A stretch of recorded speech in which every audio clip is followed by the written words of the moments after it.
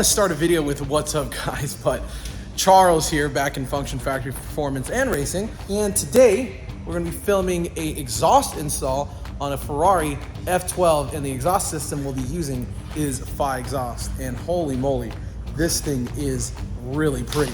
You know, we'll be pretty quick about the install. We'll be decently detailed, but most of these videos are pretty much for fun. We're still filming on the phone here, so I'm gonna flip the phone around and I'll talk about the exhaust.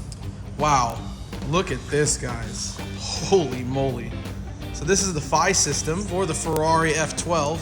It's got a muffler on one side and it's got a straight pipe on the other, so it is valved. And in the back, we do have our X pipe.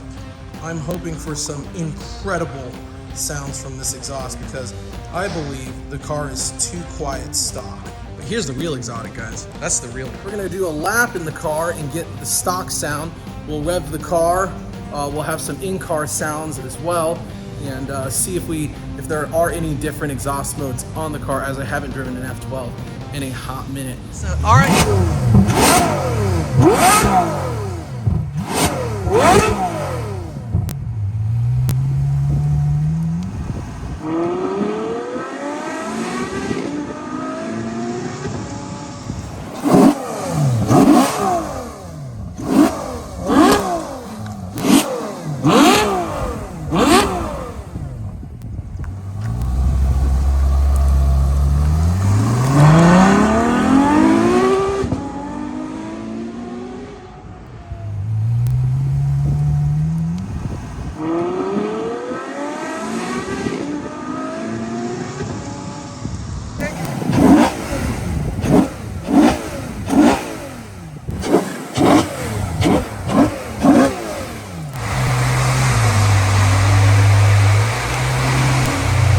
Cool off, and then we'll start showing you guys the disassembly of the OEM exhaust. All right, guys, so just like the last car we did, I'm going to show you the lift points on this F12 here, just like I showed on the other car. So here we go. Alex says they're weird, so we'll check it out. All right, we're taking a look at the Ferrari F12 lift points. So really far inward. I mean, obviously this V12 is extremely heavy. So we've got a lift point here. I like how they don't hide them. And we've got our rear lift point here, and then I'll step out. And you know, I want to share this info, guys, because I YouTube shit all day and I can't find it.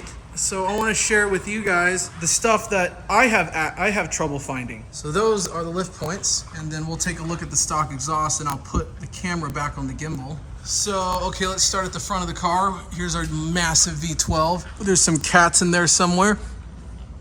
And then here is your, I'm sure these are resonators here. And then let's go to our back section. So we got to pull all this paneling off here. Not much you can see, guys. And then here's our stock tailpipes. But yeah, not much you can see without the paneling off. We're just gonna start by pulling the rear sections of the fender liners. Very simple. You need a clip removal tool and a T30 Torx. So I'm gonna go ahead and start by pulling this first clip right here. 2, 3.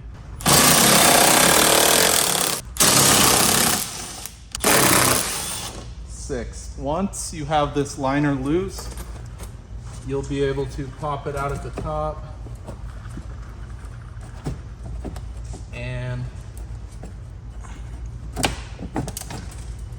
then you'll be able to slide it up and get to this final bolt behind the sway bar. You'll be able to pull this around the sway bar, just like that. Now, as you guys can see, that gives us access to the stock muffler, and we'll line up the stock muffler with the Fi system to show you guys the exact difference. And if you guys don't know about Ferrari, they use vacuum actuators. As you can tell right there, there's your vacuum source, there's your diaphragm, and then there's your valve there. And you know, personally, I do like the electronic valves better than this stuff, but who knows why they do this stuff. So while Alex keeps pushing behind me, our AC is dead, and we've got the mobile response team unit here in the shop. And Luke is on top of the roof right now, fixing the office AC. Good times. The final thing in the wheel well, there is one 10mm bolt right here in the corner that you're gonna wanna remove. Once that's removed, we can move on to the bottom. Depending on which ones you took out when you pulled the liner, there should be 5 T30 Torx along basically the front of the diffuser here. They're the same as the ones in the wheel well. And then after you've got all these removed, we'll move on to the top and I'll explain how to remove that. Right, so I've already got this removed, but I'll go ahead and explain the procedure. When you find this, it'll have these little plastic covers on all these small bolts. Those pop up with a screwdriver or trim tool. Underneath, they have a 2.5mm Allen head. You remove the 5 of those. This pries up straight. It engages these clips right here along the bumper with these tabs on this trim piece. Once that's off, underneath here, there will be 5 more T30 Torx bolts. And then that frees up the top of the bumper here. The remaining clips will be along the top of the taillight and the edge of the bumper. I'm gonna go ahead and mask this area just so that while we're removing it, we don't make any scratches on the paint. And then we'll go ahead and plug the marker lights and the reverse camera, as well as the license plate lights. And then we'll go ahead and get this set up on a stand and we'll be able to start removing the stock exhaust. All right, guys, so I'm sure you saw we had a little bit of a struggle with this, but just to note, there is a master disconnect under all of the accessories in the trunk, so we'll show you that as well, but check those out. Those are the plugs you need to pull, so we did put everything back together. So no need to disassemble any of this harness, just the camera. What is this? We got the rear light harness. This is the camera. Okay. And then this is for all the lighting and backup sensors. So you get the camera and you've got your sensors on this master disconnect. And to give you guys a wide view, when you do pull the bumper, there are 3 hidden tabs right here. So these tabs you cannot see. I put my finger right here and I pulled with very firm pressure and all these 3 will pop out. Obviously, when it does pop out, it will fall down, and this bumper does weigh a lot because there are ducts in here. These plastic ducts right here do weigh a lot. So you're gonna wanna put a blanket down or you're gonna want a friend to help you. But if you've done this job plenty of times, then go ahead and do it by yourself. We're bringing the car down now so you can see the rear section of it. So you can see the stock exhaust, much larger than our Phi, so the car is gonna definitely pick up some massive volume there. And we wanna show you where the disconnect is. So it runs into here, runs into this little hole right here. And then as we get to the trunk section, guys, gonna lift this up. This glue has failed on this car here. This is the OEM toolkit. 5 T25 Torx holding this in. We're gonna go wide. Once we lift this up, your connectors are right here, right inside of where the grommets pass through the body. So just to make sure there's no confusion, that is a blue connector and there's a green connector there. So you're gonna wanna disconnect those, pull your grommet through, and it'll come out that end. What do we got next, Alex? Start disassembling the exhaust.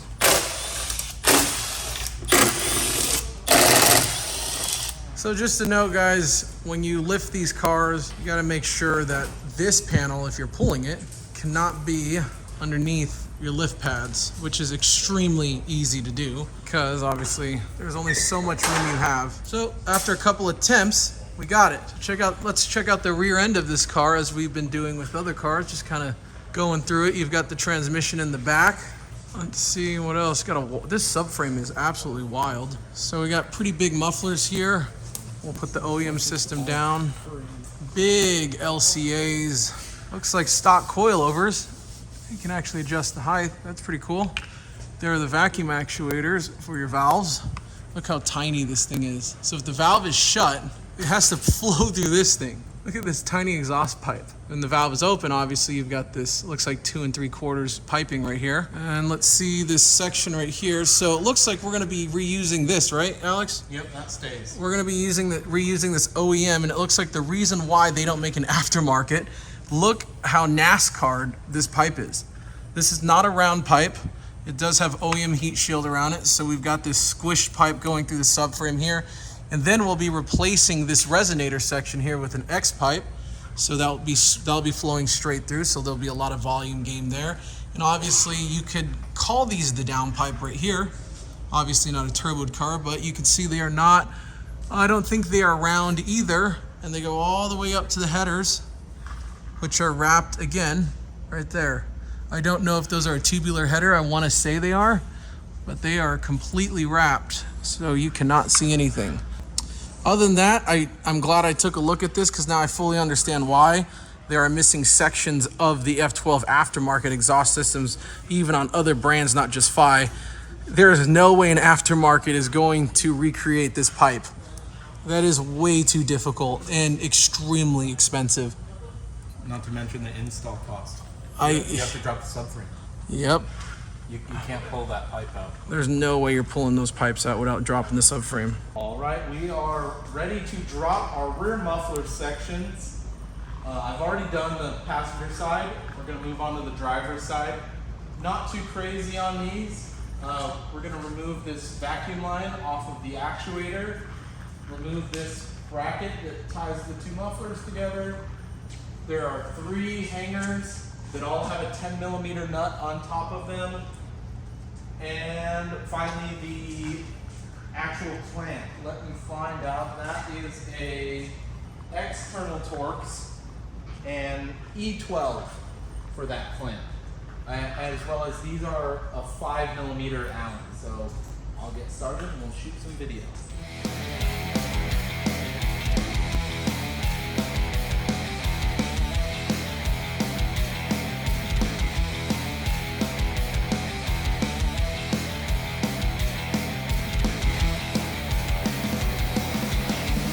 Moving on, we are underneath the car. I'm going to be loosening up these 2 rear clamps on the mid pipe. And then there are some 13mm bolts on these rear hangers, as well as the 10mm on top. I'll see what we need to take apart to be able to move these back enough to get this mid pipe out, and I will let you guys know. These are 15mm nuts on the exhaust clamps. Gonna loosen those bad boys up. All right, I'm just gonna briefly go over dropping this panel. The reason I'm gonna do that is I'll have to back these kind of like intermediate pipes off to remove the mid pipe. We're gonna add the FIX pipe in there, and trying to fiddle this out without having access to move that back is gonna be difficult. So just kind of quickly going over dropping this. The brake duct is riveted to the under tray, so we're going to drop these hose clamps on either side for the brake duct. We're then going to remove these kind of wind deflectors for the tire. Those are a T30 Torx, and then the remaining fasteners are just these 10 mils that are all underneath the tray. All right, so I put the X pipe in exactly like we took the factory H pipe out. I fed it into the rear pipes first and then slid it forward onto the front pipes. It was much easier than getting it out, but still I wouldn't call it easy. Other than that, fits up great. So we'll move on to the rear section. I'm gonna go ahead and put these hangers back on these under axle pipes and get it ready to mount the rear muffler sections. Now I'm gonna transfer our hangers to the FI system, and then we'll get to bolting this thing up. I don't know if I covered it, but I tightened the downpipe side of the mid pipe and left the rear side loose so that I can get these mounted and make sure that they, fit where they need to, forward and back. These are quite the elaborate little hangers.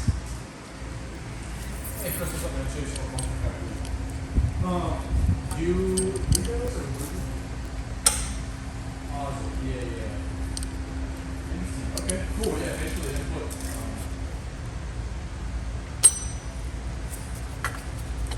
Best however many dollars Charles spent on it ever.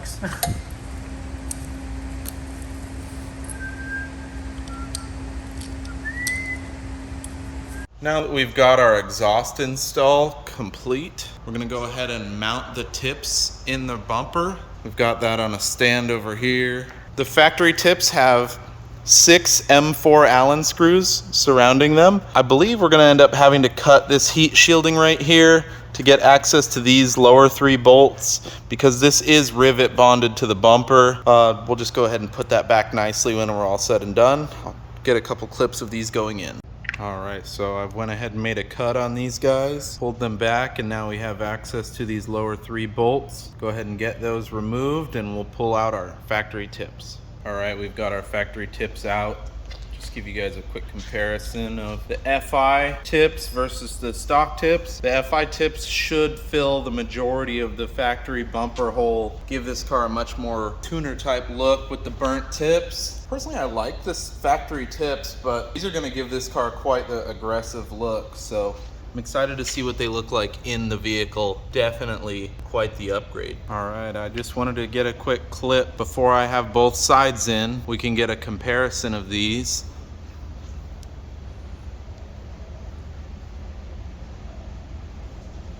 Honestly, these burnt tips remind me a lot of like an R35 exhaust. I'm really digging the fitment on these. They fill up the entire bumper more or less, and it loses that screen behind the tips. I'm sure if these tips aren't for you, you can continue to use your factory tips, but I personally think these are an awesome addition. Just kind of sets it apart from every other factory car you'll see out there. So we'll go ahead and get the other side of tips in.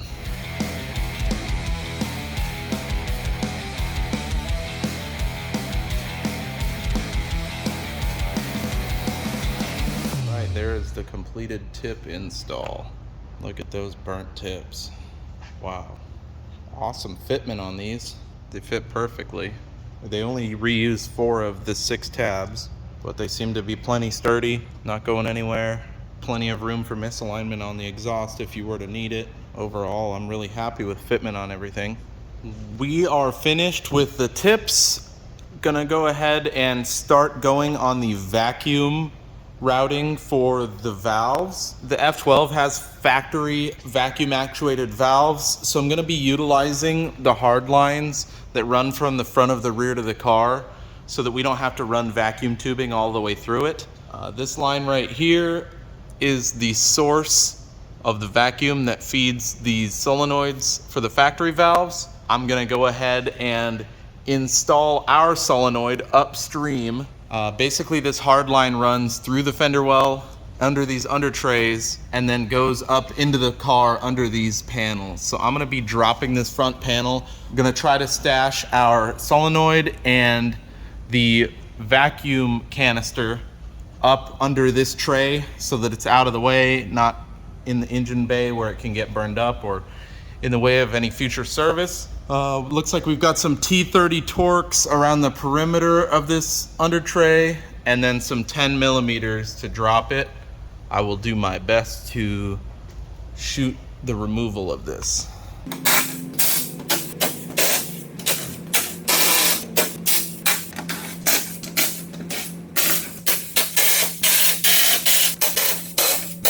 So we're dropping this under tray. I just wanted to show you guys there's this small black hose that can just be pushed up out, and then these larger hoses have hose clamps. These are probably the drain for the cowl or something like that. 7 millimeter or a standard screwdriver. We have the same one on the opposite side. Once we get those dropped, we'll be able to remove the under tray. We are on to the controller install. I'm gonna start by routing the OBD plug through the firewall. The most straightforward way I've found on this car is on the driver's side by the brake booster. There is a wire going through right here at the top. This has a rubber grommet that I've pushed back. I've routed this baling wire through it, and when we come inside the vehicle, I have our OBD cable and my baling wire, as that's routed much further up in the dash. This is the most straightforward way that I've found without, making any new holes in the vehicle. So I'm gonna go ahead and attach the small end of the OBD connector to our wire, pull it back through, and then I'll be mounting the valve controller in this driver's side compartment. It should be free of water and be close enough to have Bluetooth capability in the interior. Unfortunately, I typically do mount the controller in the cabin, but there are no grommets large enough to pass the other connectors through to get everything inside like I've done on previous installs. So this will have to do. I'm then gonna run the remaining cables under the vehicle to end up on the other side where the battery is. I'll go through that in detail. Just wanted to show you guys how I accomplished this. I basically just pulled this wire back up using the wire that I traced through there. It's not too much of a complicated pull. Shouldn't have too much trouble with that. And that will get you your OBD into the engine bay. Next, I'll end up routing the cables underneath to the passenger side where I'm gonna attach the solenoid for the vacuum and our connection to the battery. So for a little bit of a cleaner install, I'm gonna be using some 3M Velcro. I'm gonna go ahead and mount this on the back of the control module for the exhaust. And then I'm gonna show you where I'm gonna place this in the car.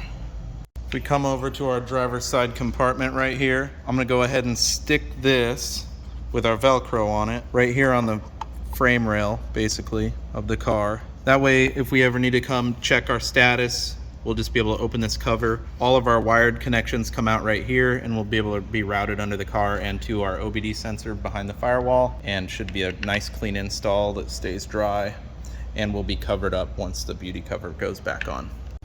So now that we've got our module landed, I'm gonna go ahead and grab our OBD connector. This guy gets plugged in on the left. Then we've got our harness that goes to the 12-volt source and our solenoid. That gets plugged in on the right. I'll go ahead and zip tie these cables up out of the way, trying to keep them out of the way of anything that might need serviced in the future. And we will move on to the other side. Just wanted to quickly come back to the interior. I've got our exhaust module plugged into the OBD port, and our slack is zip tied up as kind of tight as I can get it so that it stays out of the way of your footwell. Unfortunately, the Ferrari is kind of like right above the brake, but this should be fine and stay out of the way of the driver. Moving on to the electrical, we need to connect our leads for the 12 volt to the exhaust module. Being that this vehicle already has a GPS device on it and is attached on the ground and 12 volt, I'm gonna double up on those terminals with the exhaust module. Alternatively, it looks like this car has an unused terminal right here that you could jump on as well. We could also add an additional bolt onto the ground for this. So plenty of options. The other option would be to access the fuse panel in the passenger footwell and add a fuse if you're not keen on hooking it directly to the battery. The only difficulty with that would be finding access into the passenger footwell and then back out again our cables for the exhaust module. So I've finished connecting these. I basically just piggybacked what was there on the 12 volt side. I have our fuse removed from the fuse carrier just so that this doesn't end up arcing out until I have everything completed. I did end up adding a bolt for these. I just wasn't really fond of how it was landed on the ground for the actual car. So those have their own separate connection. I'm gonna go ahead and attach the extension leads to these and drop them down below so that we can hook them up to the module, and then we'll also hook up the solenoid for the vacuum. Just finished up wiring the controls for the FI exhaust on this F12. I have the main controller mounted right here on some Velcro so it can be pulled up if need be. This blue and green wire goes to the firewall and is plugged into the OBD port inside the car. The control wires are dropped down this side right here and run underneath the car. I'll lift the car up in a moment and show you guys that. On the other side, we have the fused connection for the 12 volt and the ground landed up here. These drop behind the oil reservoir and come down right where we have the solenoid mounted underneath the car. All right, underneath the car we have our control wires drop down behind the fender well from where the module is landed. I've got these routed through the OE hanger for the hard lines. I've attached some of these adhesive zip tie holders, and I've crossed it under the trans mount just to keep it away from the exhaust. I don't want any of these wires melting. And then once the under tray is under this, it'll keep everything nice and tidy. I went ahead and oriented the quick releases for the cables near to this so that if the car is ever serviced, you know, the service person doesn't get upset and cut the wires or whatever. That way they can just quickly disconnect them, cut these zip ties, and then put them back when they're done. I have our slack wire tied up in here behind all the hard lines. And then the fun part is mounted over here. Let me grab a light. So over here we have the solenoid mounted. I have that on one of the bolts for the lower mounts on the oil reservoir. Basically, you're just hooking up color for color on these. The blue and black wires are the solenoid coming from the controller. The red and brown are your 12 volt to the controller. Basically, I showed you guys earlier this hard line. That's the OE vacuum source for the stock vacuum actuated valves.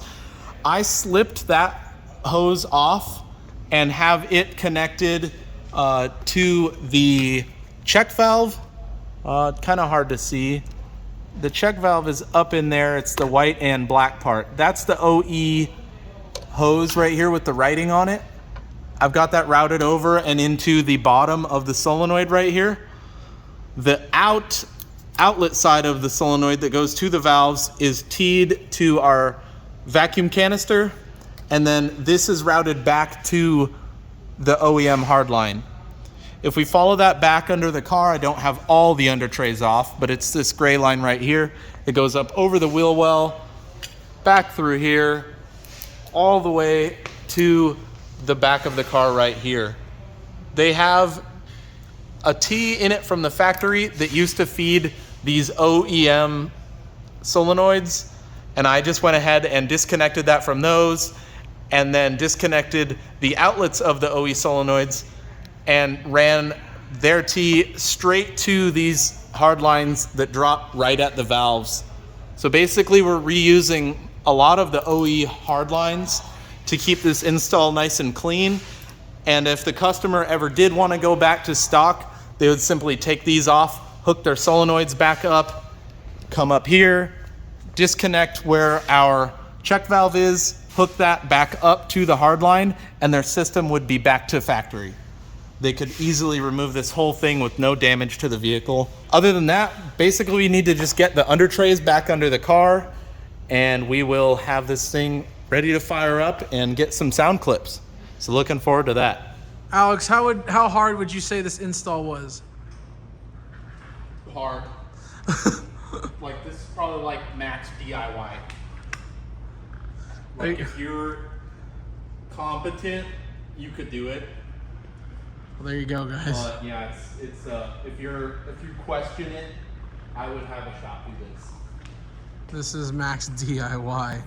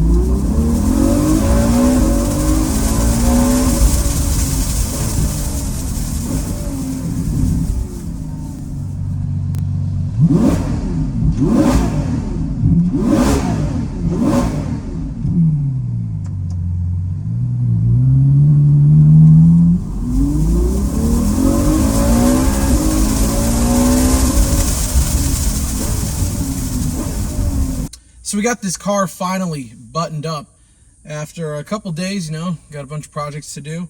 And I'll have Alex kind of talk about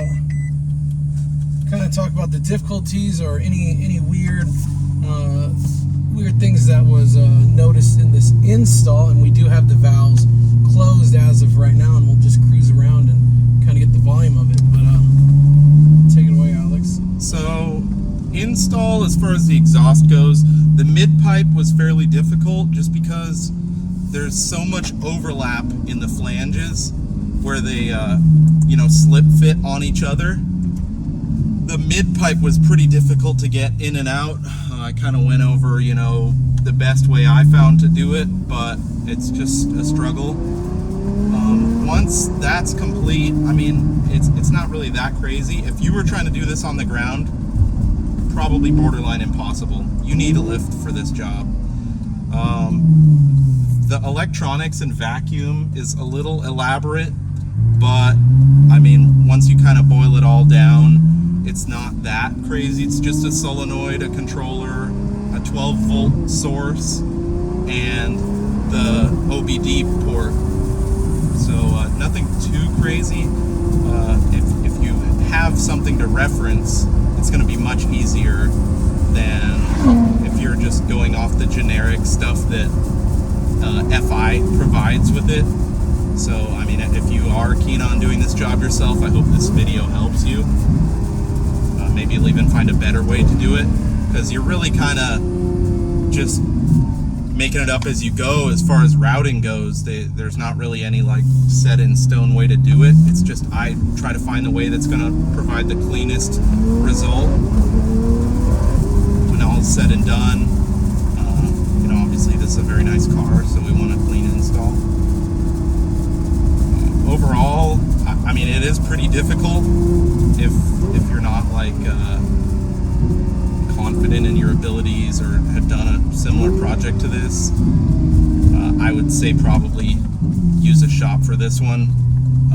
It's quite a lot more elaborate than most of the installs we do. So other than that, love the result. So just doing our typical loop around here at the shop, man, the valve, when the valve is on, it is very quiet. But it has a much higher tone. And that same result can be said about Nylus C63, where some people say they don't like the higher pitch, where I absolutely love the higher pitch. And Fi kind of stays true to its kind of F1 styling here. I mean, you really hear the high pitch of this V12 and the F12. I mean, obviously you get a ton of intake noise. And I'm almost bored driving the car with the valve on, so we're about to get here to a main straightaway. We'll let her rip here, and then we'll do some external video of the car, and we're gonna kind of wrap this up, guys. All right, so we're gonna go open. So we're gonna use the Fi controller here. We'll press up, right? Yep. Let's make sure it's open. Yep. So a lot more volume. Car has a ton of sound deadening, so we'll see what we can hear in the cabin.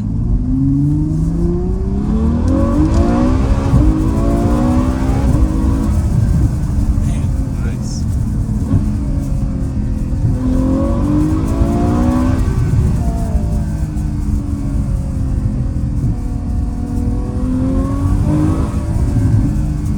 Sounds pretty awesome. I'm more excited to hear from the outside. There's a lot of sound deadening in this car.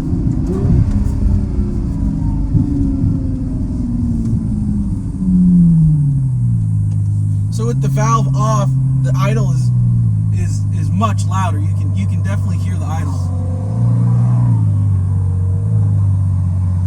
With the valve on, it's a little it's pretty quiet with the valve on. So here's off again.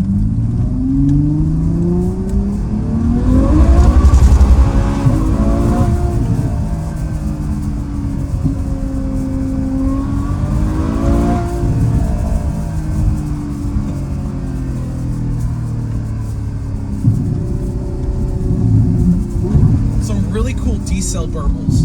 They're hard to hear, again, but they're there. And I definitely want to capture that. Here's moderate.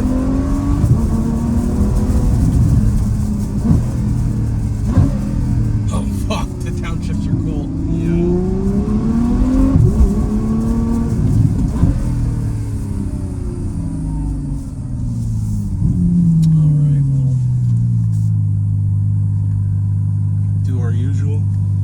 Yeah, we'll try. There's a lot of traffic. We'll keep the cell phone rolling so we can splice the footage. Cool. Yeah, it's really loud at idle. It sounds really good with the valve on and the going through the muffler. I think this muffler really does a lot more than the usual.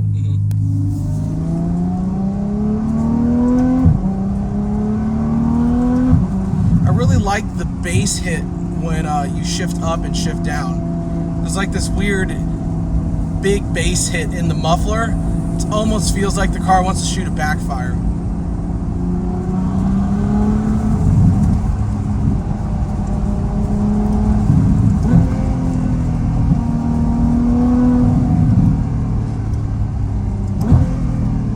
And some of you guys know Ferrari doesn't like burbles, but this car definitely burbles.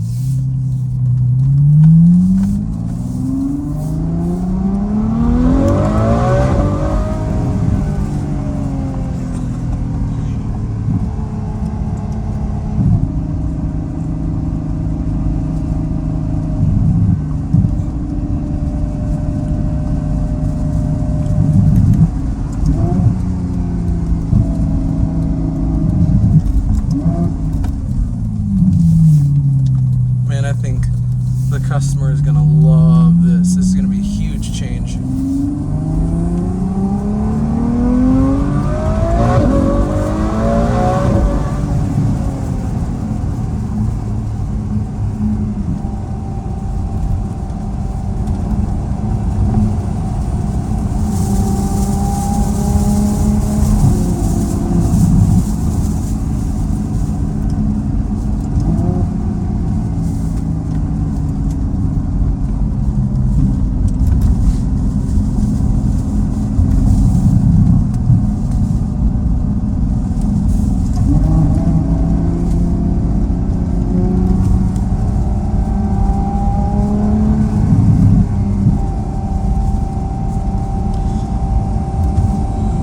Last pull, and I'll be heading out to Oklahoma today. Go help Tim out at Hallett and a couple of his friends.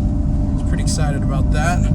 Alex has got an EcoBoost Mustang to do some bolt-ons, and pretty good week overall. Had a bunch of installs. We did miss a video on a GT500 install. Things got a little hectic at the shop. All right, let's make it count.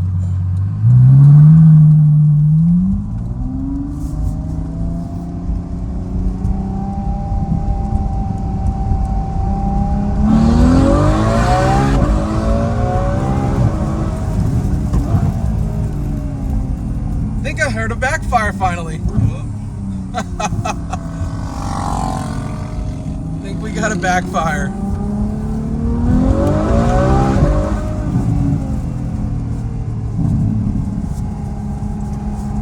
So my impressions, Charles talking behind the camera, super pleased with this product. Fi has always been impressive. How was the fitment, Alex? Fit great. Overall, no issues.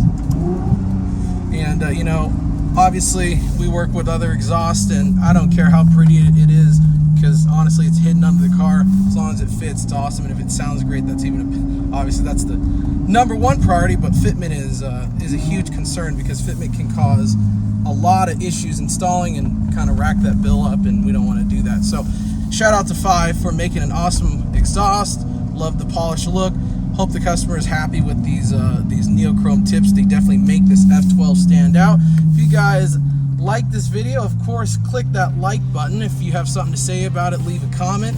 And if you love what you absolutely see, click the subscribe button, and me and Alex will be back for whatever next install hits the lift.